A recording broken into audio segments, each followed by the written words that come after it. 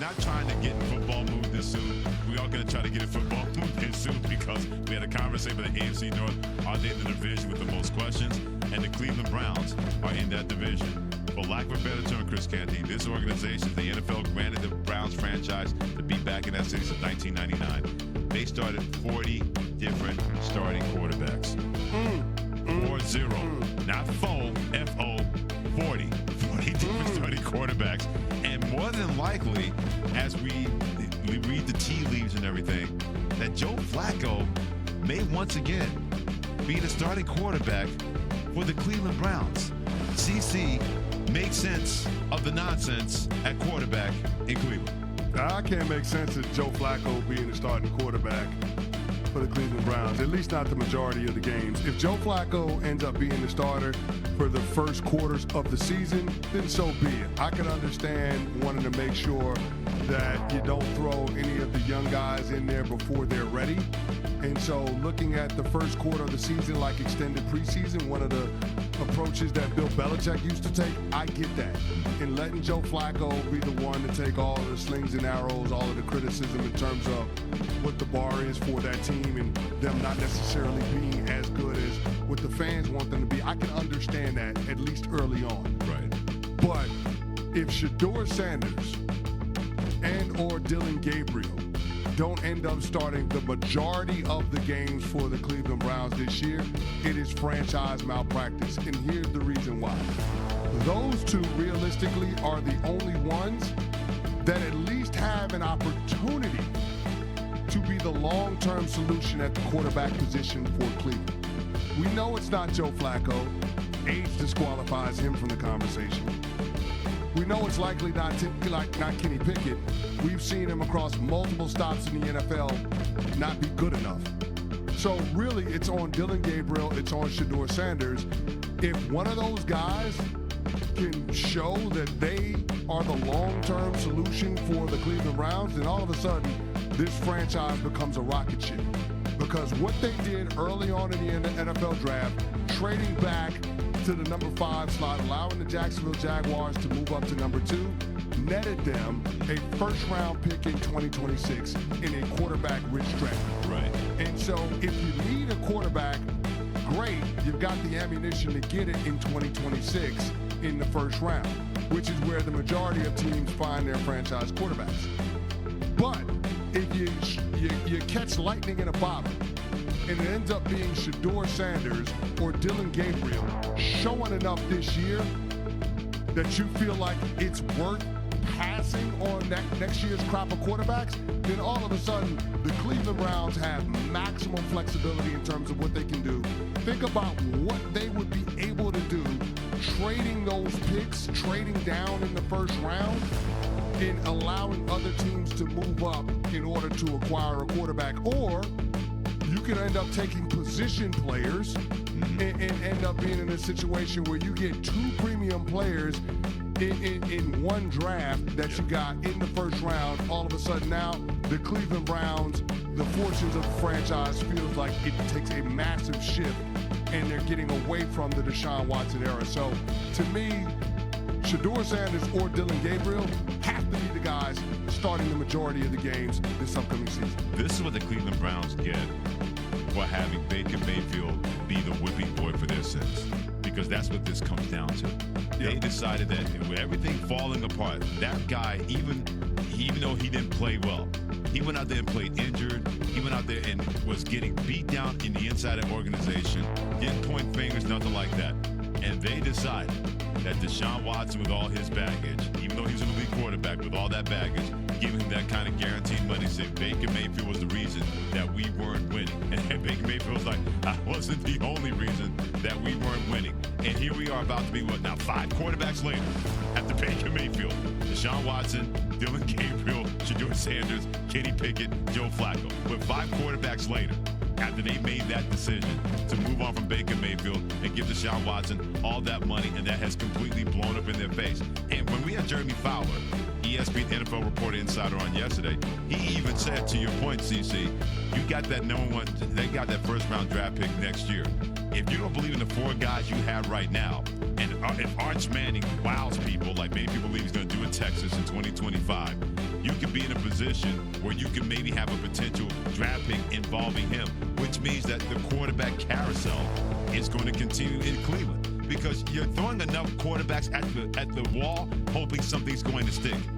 How's that approach worked for Cleveland since 1999? They've thrown 40 pieces of paper at the wall, hoping something's going to stick with quarterback. At a certain point, if you believe in somebody, what kind of resources are you going to give that somebody? And can you be trusted to do that based on what we've seen from this organization since 1999? Well, here's what I'll say. The infrastructure is in place for a young quarterback to have success. All you got to do is look back at the season the Browns had a couple of years ago where Joe Flacco came off the couch and led them to the playoffs. They had enough talent on that roster in order to support a young quarterback. They have a two-time Coach of the Year in Kevin Stefanski. They have what I believe to be a competent general manager in Andrew Berry. You have to be able to swing and miss so bad on Deshaun Watson and still justify keeping your job based on what the team has been able to do on the field. So I think this is different than the last 24 years in Cleveland, 25 years in Cleveland, because they do have a roster that can properly support a young quarterback. They have the makings of an elite defense. They have the best defensive player in all of football in Myles Garrett. They got some nice weapons on the offensive side of the ball. The offensive line has always been steady. So I just feel like this is a situation that's tailor-made for a young quarterback. And here's the deal, Freddie C. Even if Shedeur Sanders and Dillon Gabriel don't do enough to dissuade you from taking a quarterback next year, at least you get them the opportunity to get experience, to get good tape. And if they don't figure into your quarterback room in a backup capacity, then you can always look to flip one of those guys and get the draft pick back that you invested in them. So I just think for a myriad of different reasons, it makes all the sense in the world to see those guys starting the majority of the games rather than Joe Flacco or Kenny Pickett. Yeah, because you mentioned the personnel. I think Jerome Ford and Quinshon Judkins, a running back, are going to be really good for the Cleveland Browns. Jerry Jeudy was able to be the kind of guy we thought we were going to see when he's drafted by the Denver Broncos. I think Cedric Tillman is underrated at the wide receiver. I agree with that. Cedric Tillman, David Njoku tied in as well. If the offensive line can stay a little bit healthy, because you need Joe Bitonio to look like the guy we saw that was at all-pro level at the left guard for Cleveland. So you're right, the personnel is there. But if your quarterback can't match it to your personnel and you keep throwing quarterbacks at it, then nobody finds a rhythm. Nobody finds any kind of sincere ability to say, yeah, we can trust this. So to your point, your young quarterbacks have to find a way to step up and be given a chance to step up. If Joe Flacco's your quarterback going into the beginning of the season, I understand that. If he's still your quarterback by week 11, what does that say, CC, about the Browns not being able to bring Shedeur Sanders and also Dillon Brooks and even Kenny Pickett further along than they should to make sure this is going to fly right? Yeah, well, let me be clear about one thing. I don't think it'll be Joe Flacco and Kenny Pickett on this roster as we go into the regular season. They ain't carrying 4 quarterbacks. Sure. So they're going to move off of one of those guys. Okay. And based off of the locker room, you would think that Kenny Pickett would be the guy that the Cleveland Browns try to flip because they've had experience, they've had success with Joe Flacco, proof of concept, right? Mm-hmm. I mentioned a couple of years ago them going to the playoffs. But I do think that Joe Flacco, at some point, whether it's preseason, whether it's September, whether it's October, should give way to Shedeur Sanders and Dillon Gabriel. Again, the franchise is best served with one or both of those guys starting the majority of the games. And here's the one thing that I will say about the opportunities for young guys to start, Freddie C. If you're waiting for the perfect opportunity in the NFL, then it's never going to come. It's never going to come. At some point, you have to make a conscious decision to put those guys in there because it's in the organization's best interest.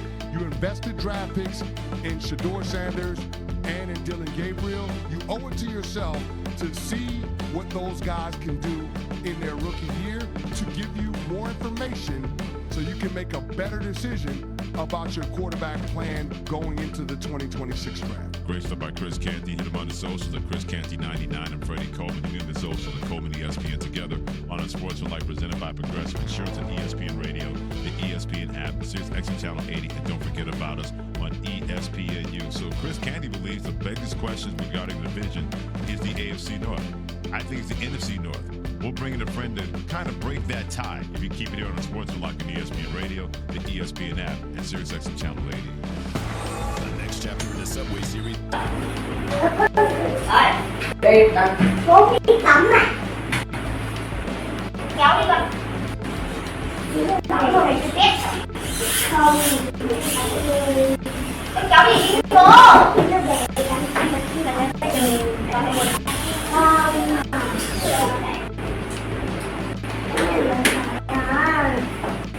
Bố lên. Đi đi bố. Đi đi. Đi hả bố? Bố chưa chỉ tay đây. Con trên tầng. Dậy. Đây. Ôi làm tôi quay về con chứ. Con làm cho cái súng chưa? Chưa. Súng mình đọc bắn rồi. Chưa. Dán đi lâu đi sau về có đi. Dán một chục nhẹ nữa. Nó ta xuống. Con siêu nhân nhện đâu rồi? Ở trong cái túi kìa. Đừng có to đấy.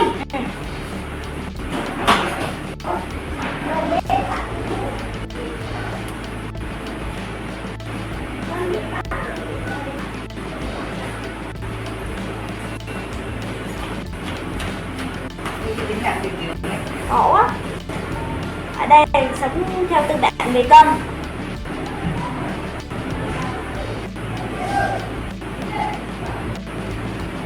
Bây giờ đi ra chợ mua con lợn đi. Đây đây, đòi ăn phát rút tiền rồi đấy.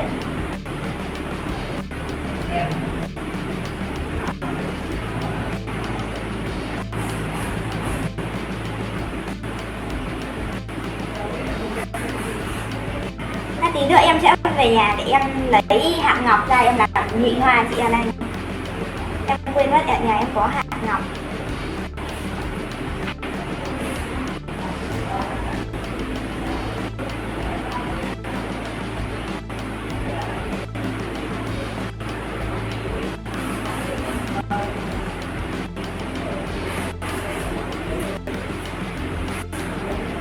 Về nghỉ đi em.